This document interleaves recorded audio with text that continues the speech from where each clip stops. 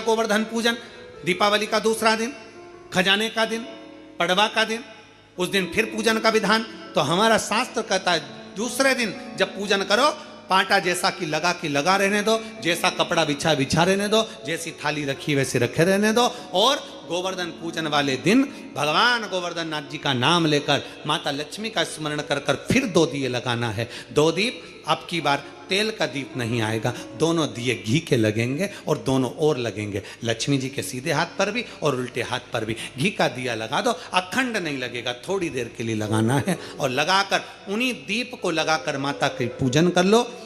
गोवर्धन पूजन वाले दिन, पड़वा के दिन जैसी पूजन रोज करी वैसी की वैसी चंदन, रोली, मोली, हल्दी जो भी है वो चढ़ाकर पूजन करो।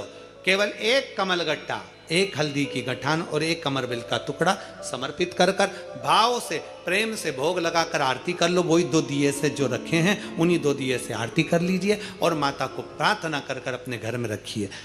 फिर माता का स्मरण कर कर झोली पसार कर प्रणाम करो, माँ तू कृपा करने वाली। ये सारी पूजन जितने दिन की कर रहे हो सब शाम के समय करिए, प्रदोष काल में शाम के समय। दीपावली पूजन का मुहूर्त देख लो, रात का हो तो रात का समय देखकर आराम से करो, पर बाकी की जितनी पूजन 4 दिन की सब प्रदोष काल में करो, सब प्रदोष काल। और माँ से प्रार्थना कर कर, माता को नमन कर कर भाव से निवेदन कर। और मैंने तेरे ही भरोसे बाबा, तेरे ही भरोसे हवा बिच उड़ती जावांगी, बाबा डोर तो छड़ी नाम कटी जावांगी, भोले मैं तेरी। जब हम दिल से बाबा का गुणगान करते हैं, जब हम दिल से बाबा से प्रार्थना करते हैं, जब हम दिल से बाबा को नमन करते हैं,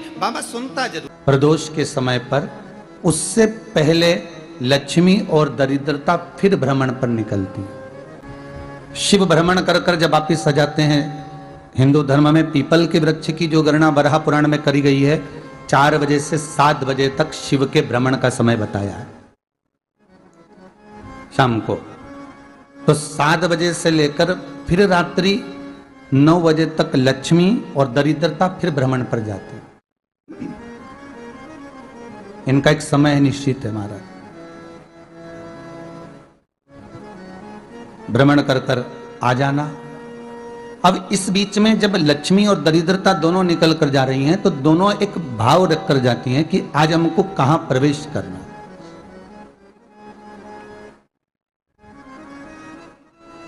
आज हमें किस जगह पर प्रवेश करना है, आज हमें कहां पहुंचना है, आज हमें किस जगह जाना है। और जिस नगर में जिस मार्ग से लक्ष्मी और दरिद्रता निकल कर जाती है, ये दोनों का जब निकलना होता है, इनको स्थान दिया गया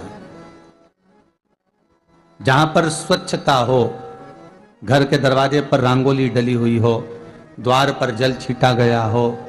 महाराज उस द्वार पर लक्ष्मी प्रवेश करती है तो दरिद्रता भी जाने लगती है अंदर। जब दरिद्रता अंदर जाने लगती है तो लक्ष्मी उसको रोक देती है, पहले मैं देखकर आती हूं कि तेरे लिए स्थान है कि नहीं है, तू यहां रुक।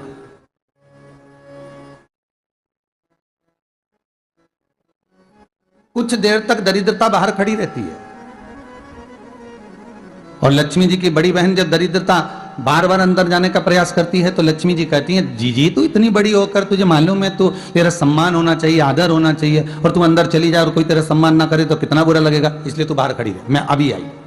अंदर जाती है और जब लक्ष्मी जी भ्रमण कर लेती हैं, अंदर प्रवेश कर कर आती हैं और प्रवेश कर कर आती हैं तो दरिद्रता पूछती है चले अंदर। तो लक्ष्मी जी कहती हैं, तुझे मालूम नहीं है क्या जी कि जिस घर में मैं प्रवेश कर जाती हूं उस घर में फिर दरिद्रता नहीं जा सकती, क्योंकि यह तेरा वचन था, यह तेरा वचन था। अपन दोनों का जब मंगल विवाह हुआ था, मेरा विवाह जब नारायण के साथ में हुआ और तुम्हारा विवाह जब दुस्साह मुनि के साथ हुआ, दरिद्रता का विवाह दुस्साह मुनि के साथ हुआ, जब अपना दोनों का विवाह हुआ था तो अपन दोनों ने एक वादा करा था कि जिस घर में लक्ष्मी प्रवेश कर जाएगी उस दिन फिर दरिद्रता नहीं जाएगी, और जिस घर में दरिद्रता प्रवेश कर जाएगी उस घर में फिर लक्ष्मी नहीं जाएगी। अब जब मैं अंदर देख कर आ गई हूं तो तू अंदर नहीं जा सकती, अर्थात लक्ष्मी के चरण जिस घर में पड़ गए उस घर में फिर दरिद्रता प्रवेश नहीं कर रही। चलते चलते फिर दरिद्रता ने देखा और लक्ष्मी जी इसको लेकर गई और लक्ष्मी जी ने देखा कि इसके दरवाजे पर जल नहीं छीटा गया, इसके दरवाजे पर ना रंगोली डली है, इसका द्वार साफ नहीं हुआ है, इसके द्वार पर दीप नहीं है।